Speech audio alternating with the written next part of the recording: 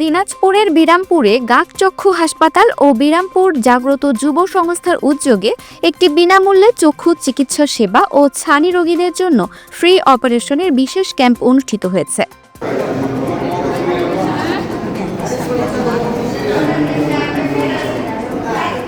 শনিবার 2 সেপ্টেম্বর সকাল 9টা থেকে দুপুর 3টা পর্যন্ত বিরামপুর সরকারি কলেজ অডিটোরিয়ামে এই ক্যাম্প চলে।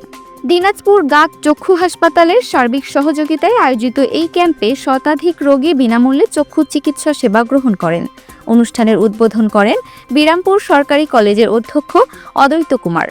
এ সময় উপস্থিত ছিলেন জাগ্রত যুব সংস্থার সভাপতি নেওয়াজ শরীফ মিশুক,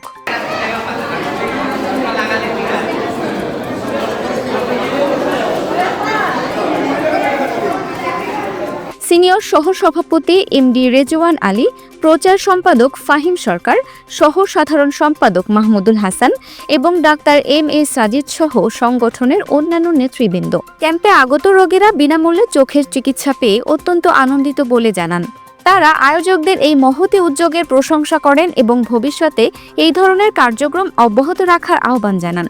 আয়োজকরাও জানান, সাধারণ মানুষের সেবায় তারা ভবিষ্যতে এমন আরও কার্যক্রম চালিয়ে যাবেন। এই প্রতিবেদনটি আপনার ভালো লাগলে শেয়ার করে অন্যদের দেখার সুযোগ করে দিন।